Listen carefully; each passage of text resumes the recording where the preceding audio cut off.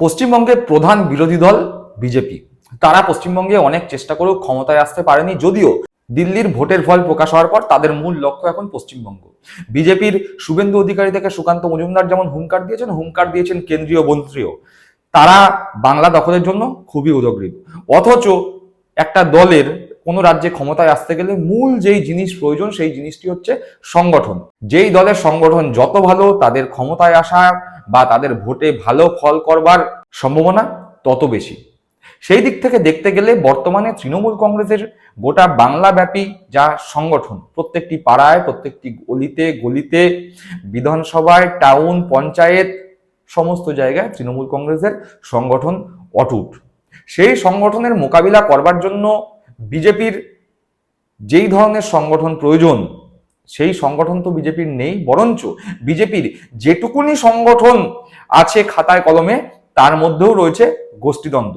গোষ্ঠীদ্বন্দ্ব এমন আকার ধারণ করেছে যে উপর মহলের গোষ্ঠীদ্বন্দ্বের ছাপ নিচুতলায় এসেও পড়েছে। আমরা ইতিমধ্যে সকলেই জানি শুভেন্দু বনাম সুকান্তর মধ্যে একটি ঠান্ডা লড়াই চলছে। সেই লড়াইয়ের মধ্যে আদি বিজেপিরা দিলীপ ঘোষকে সভাপতি চাই বলে নতুন একটি লবি সৃষ্টি করেছে, অর্থাৎ বিজেপির এই মুহূর্তে তিনটে লবি। সেই লবির লড়াই উপর মহলে যেমন আছে, সেই লবির লড়াই নিচের মহলেও দাগ কাটছে।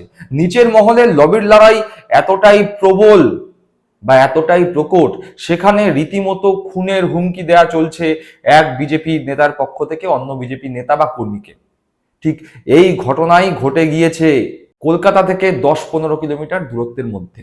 রীতিমতো ফোন করে বিজেপি কর্মীকে খুনের হুমকি, শুধু বিজেপি কর্মীকে নয়, বিজেপির স্ত্রীর ফোনে ফোন করে তাকে খুনের হুমকি, তার মেয়েকে খুনের হুমকি, এমনকি বিজেপিকে খুনের হুমকি দিচ্ছে বিজেপিরই নেতা। যেই দল ক্ষমতায় নেই, যেই দল ক্ষমতায় আসবে এই রকম নিশ্চয়তা স্বয়ং বিজেপির কেন্দ্রীয় থেকে শুরু করে রাজ্য নেতৃত্বরাও দিতে পারছে না, সেই দলের মধ্যে গোষ্ঠীদ্বন্দ্বের আঁচ এত প্রবল, সেই গোষ্ঠীদ্বন্দ্বের আঁচে এক বিজেপি নেতা অপর বিজেপি কর্মীকে খুনের হুমকি দিচ্ছে, রীতিমতো ফোন করে নাম ধরে খুনের হুমকি দিচ্ছে। ঠিক এই রকমই একটি ঘটনা ঘটে গিয়েছে। আজকের বিষয় সেই নিয়েই থাকবে। আমি প্রতিবেদক সায়ন্তন চক্রবর্তী, আপনারা দেখছেন বঙ্গচক্ষু ইউটিউব চ্যানেল। যারা প্রথমবারের জন্য এই চ্যানেলে এসেছেন তাদের কাছে অনুরোধ, চ্যানেলটি সাবস্ক্রাইব করে পাশে থাকা বেল বাটনটি প্রেস করে দেবেন, যাতে যতক্ষণই নতুন কোনো ভিডিও এই চ্যানেলে আসবে সরাসরি নোটিফিকেশন পৌঁছে যাবে আপনাদের কাছে। চলুন তাহলে আজকের এই পর্বে প্রবেশ করা যাক। তৃণমূল কংগ্রেস সহ বাংলার বিজেপি বিরোধী যেই দলগুলো আছে তাদের পক্ষ থেকে বারংবার এ কথা খুব স্পষ্টভাবে বলা হয় যে বিজেপি খুবই হিংসাত্মক দল। তারা ক্ষমতায় নেই, কিন্তু ক্ষমতায় আসলে যে মারামারি বা যে হানাহানি পশ্চিমবঙ্গে হবে তার কথা মনে করলেই গা শিউরে ওঠে। এই ধরনের মন্তব্য বা এই ধরনের বক্তব্য তৃণমূল কংগ্রেসের পক্ষ থেকে প্রায় দেয়া হয়। ঘটনাচক্রে বিজেপি এই মুহূর্তে পশ্চিমবঙ্গে ক্ষমতায় নেই। বিজেপি পশ্চিমবঙ্গের প্রধান বিরোধী দল। 77টি আসন নিয়ে তারা বিরোধী দলের আসনে বসলেও বর্তমানে সেই আসন সংখ্যা কমে 66তে। তাও লোকসভা ভোটে তারা 12টি আসন পেয়েছে। সুতরাং তৃণমূল কংগ্রেসকে এই মুহূর্তে বাংলায় রাজনৈতিকভাবে টক্কর যদি কেউ দিতে পারে সে বিজেপি। কিন্তু ওই যে বিজেপির বিরুদ্ধে তৃণমূল কংগ্রেস থেকে শুরু করে বিজেপি বিরোধী যারা রয়েছে তারা একটা কথা বারংবার বলে যে বিজেপি খুবই হিংসাত্মক দল, বিজেপি যদি ক্ষমতায় আসে তাহলে বাংলায় হিংসার রাজনীতি প্রবলভাবে সারা বাংলাব্যাপী ছড়িয়ে পড়বে। আর এই ঘটনা বা এই কথা যে খুব একটা মিথ্যে নয় এবং এই কথার যে সারবত্তা রয়েছে তার প্রমাণ বিজেপির নেতাই দিলেন। বিজেপি ক্ষমতায় নেই, কিন্তু সেই দলের নেতা তার দলেরই অর্থাৎ বিজেপিরই কর্মীকে ফোন করে খুনের হুমকি দিচ্ছে। একবার ভেবে দেখুন, বিজেপি ক্ষমতায় নেই, কিন্তু সেখানে ইতিমধ্যেই খুনোখুনির রাজনীতি বা মারামারির রাজনীতি, হুমকির রাজনীতি, এই যে এত থ্রেট কালচার নিয়ে কথা হতো সেই থ্রেটের রাজনীতি শুরু হয়ে গিয়েছে। তাহলে বিজেপি যদি ক্ষমতায় থাকতো তাহলে শুধুমাত্র হুমকি বা থ্রেটে কি আটকে থাকতো? নিজের দলের কর্মীকে খুনের হুমকি যারা দেয় তাদের কাছে বিরোধী দলের বা উল্টো দিকে যে সমস্ত দল বিজেপি দল বিরোধী দল যারা থাকবে তাদের দলের নেতা কর্মীদের প্রাণের কি কোনো গুরুত্ব আছে? চলুন একবার দেখি সেই হুমকির পুরো বিষয় বা বৃত্তান্ত। যাকে হুমকি দেওয়া হয়েছে তারা ভীত সন্ত্রস্ত অবস্থায় ঠিক কি কথা বলেছে। আর আপনি আমাকে চেনেন? আমাকে কেন খিস্তি করছেন? আপনি আমাকে মার্ডার করবেন? আপনি আমাকে চেনেন? আমি গোপালকে করবো, ও যে লিখেছে ওকে মার্ডার করবো। কিচ্ছু করতে পারবেন না আপনি। দেখে নেন, যেটা লিখেছে ইমিডিয়েটলি বন্ধ করতে, নালে কিন্তু ওর খুব অবস্থা খারাপ হবে। কে কি লিখেছে? হ্যাঁ, গোপাল। আপনি ঠিক চেনেন আছে? গোপালকে? ও আমাকে চেনে না, তাই আপনি না? কালকে রাতের দিয়ে বদমাইশি শুরু করেছেন। বদমাইশি উনি আপনি নিজে করেছেন। কি করছেন কালকের থেকে? ঠিক করেছি। আপনি কে বলছেন আমাকে একটু বলুন। হ্যাঁ, আমি রূপম দাস বলছি, দেখেন লেখা আছে হোয়াটসঅ্যাপে। ফোন করে উল্টোপাল্টা কথা কেন বলছেন? তা বলবো আপনি না, ও আমাকে কে? চেনেন? আপনি আমাকে হ্যাঁ? চেনেন? আমাকে কেন খিস্তি করছেন? আপনি আমাকে মার্ডার করবেন? আপনি আমাকে চেনেন? আমি murder গোপালকে করবেন? করবো, ও যে লিখেছে ওকে মার্ডার করবো। কিচ্ছু করতে পারবেন না আপনি। দেখে নেন। প্রথমবার বললো আমার 13 বছর মেয়েকে মার্ডার করবে, দ্বিতীয়বার বললো আমার বউকে মেরে দেবে, তৃতীয়বার বললো আমাকে মার্ডার করবে। আমি এই কারণটাই বুঝতে পারছি না যে উনি কেন আমাকে হুমকি দিলেন, কি কারণে হুমকি দিলেন। ওনাকে আমি চিনি না, গোটা পরিবার আতঙ্কিত, গৃহবন্ধু হয়ে আছে পুরো।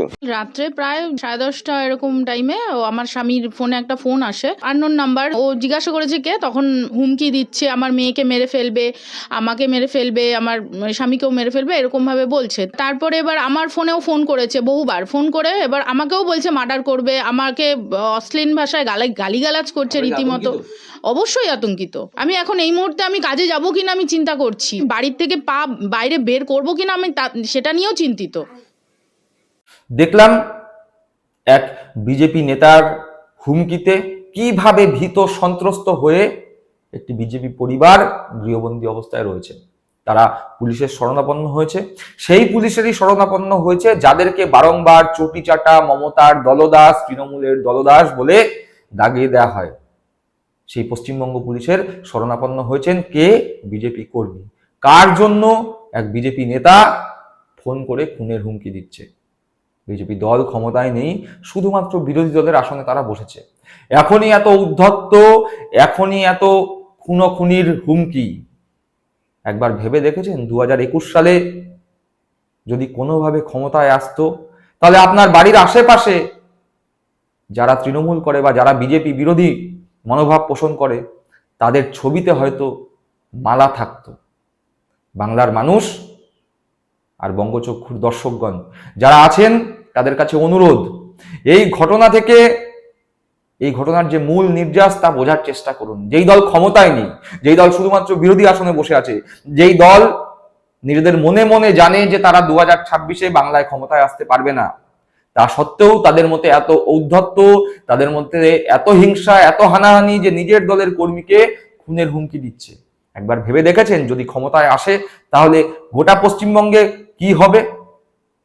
সেই চিন্তা ভাবনা করে আগামী দিনে আপনারা রাজনৈতিকভাবে কোন সিদ্ধান্ত নেবেন তা নিজেরা মনে মনে ঠিক করুন। তার কারণ মানুষের মত যে কোনো ঘটনার গতিবিধি পরিবর্তন করে দিতে পারে। 12 থেকে 14 সেকেন্ড ইভিএম বক্সের সামনে দাঁড়িয়ে যখন আপনি আপনার পছন্দ মতো প্রতীকে আঙুল দিয়ে চাপবেন, সেই সময়টাই ঠিক করে দেবে আগামী দিনে আপনার পারিপার্শ্বিক পরিবেশ হিংসা হানাহানি মধ্যে থাকবে নাকি আপনার আশেপাশে সাংস্কৃতিক পরিবেশ বিরাজ করবে, শান্তি সম্প্রীতির পরিবেশ বিরাজ করবে। দর্শক বন্ধুরা, অনুরোধ রইল আপনাদের কাছে, আর এই বিষয় সম্পর্কে আপনাদের মতামত কমেন্ট বক্সে কমেন্ট করে জানাবেন। ভালো থাকবেন, সুস্থ থাকবেন। জয় হিন্দ, বন্দে মাতরম।